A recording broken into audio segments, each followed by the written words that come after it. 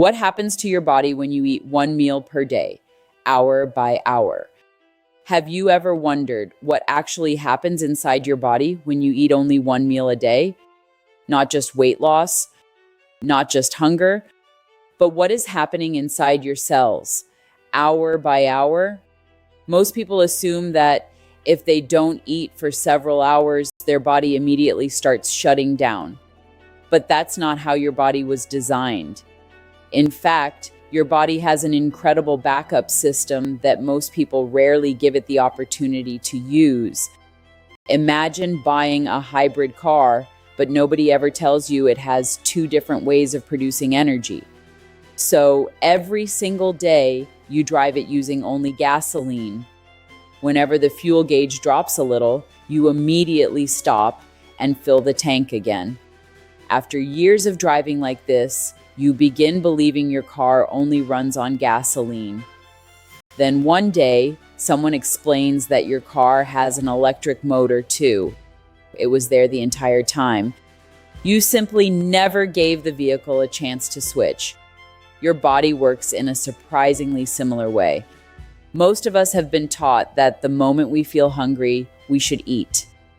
Breakfast, lunch, dinner, and often snacks in between. Imagine treating your hybrid car the same way. Every time the fuel gauge moves even slightly, you pull in another gas station. You keep adding more fuel, even though the tank is already full. The problem isn't that your car needs more gasoline.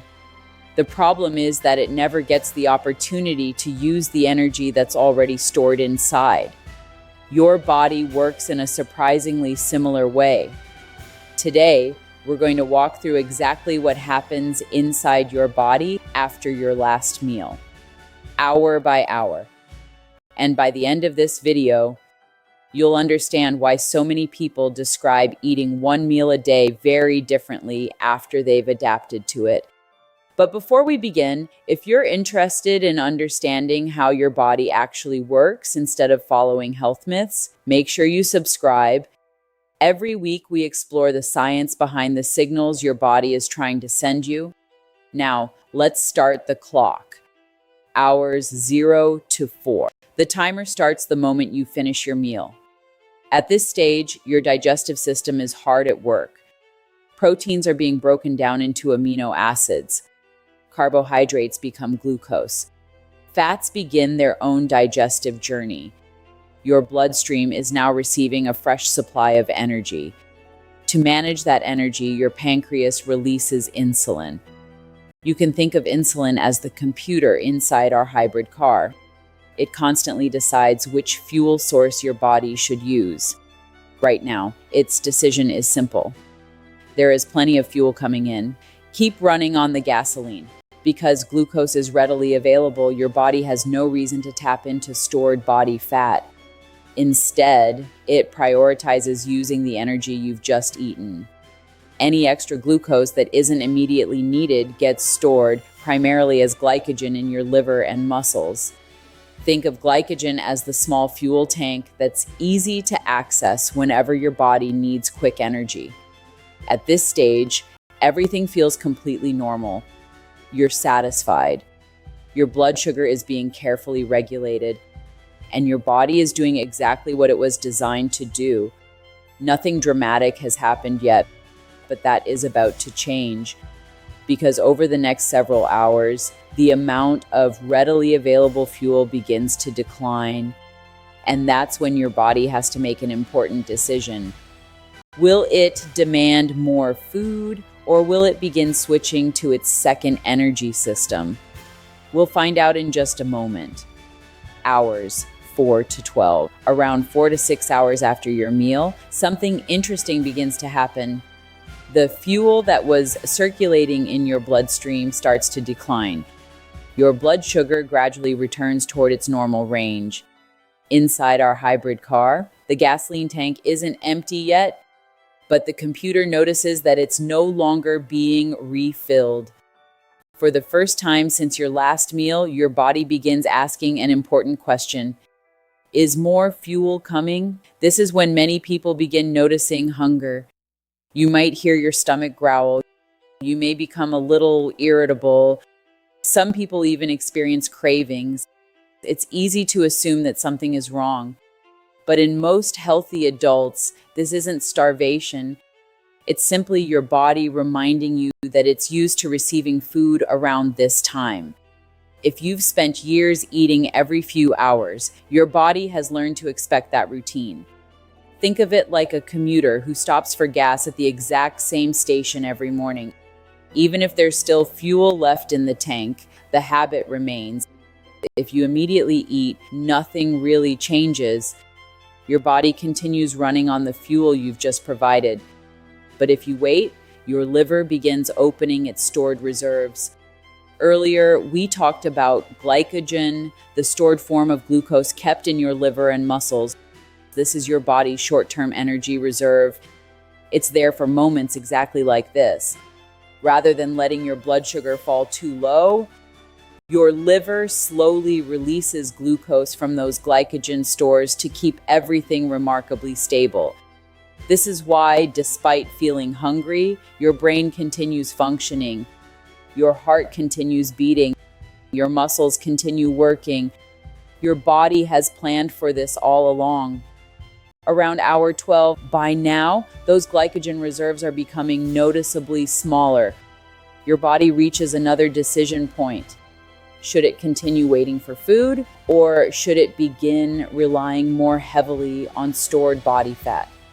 This is where one of the biggest hormonal shifts begins. Insulin continues falling. As insulin decreases, your body becomes increasingly able to access the energy stored inside fat tissue. Think back to our hybrid car. The gasoline tank is no longer the primary source of fuel. The onboard computer quietly starts activating the electric motor. Nothing dramatic happens. There isn't a loud click. There isn't a warning light. The transition is smooth. In fact, many people don't even notice the exact moment it happens. They simply realize, I'm actually not as hungry as I was an hour ago. That's because your body is beginning to use a fuel source that has been available the entire time, your stored body fat. And over the next few hours, that transition becomes even more noticeable. Not only does your body begin producing more ketones, but many people also notice changes in their energy and mental clarity. Let's see what happens next. Hours 14 to 18. As your body continues relying more on stored fat, your liver begins producing molecules called ketones. These become an important alternative fuel source, especially for your brain. Remember our hybrid car? The electric motor isn't replacing the gasoline engine completely. The two systems are simply working together much more efficiently. Many people describe this stage as the point where everything changes. Instead of constantly thinking about food, their hunger often becomes much quieter. Some people even report feeling more mentally focused. While everyone's experience is different, this is often the stage where your body becomes much more metabolically flexible. It has successfully transitioned from depending almost entirely on incoming food to using stored energy as it was designed to do. Around hours 18 to 23. Now, something else begins happening behind the scenes. While your digestive system has had a chance to rest, your cells continue carrying out their normal maintenance. Think back to our hybrid vehicle. Imagine taking your car to a service garage. When the engine is running nonstop, there's very little opportunity to inspect, maintain, or replace worn components. But when the vehicle finally pauses, the mechanics get to work. They inspect filters, replace worn parts, check electrical systems, clean components that have accumulated debris over time. Your cells are constantly performing their own maintenance as well. Scientists call one of these processes autophagy, a natural cellular recycling system where damaged cellular components can be broken down and recycled. Researchers continue studying exactly how fasting influences this process in humans, but it's one of the reasons fasting has attracted so much scientific interest. At the same time, your body continues relying heavily on stored fat for energy while helping preserve essential tissues through a coordinated hormonal response. Your body isn't simply trying to survive, it's adapting. Hour 23. Eventually, it's time to eat.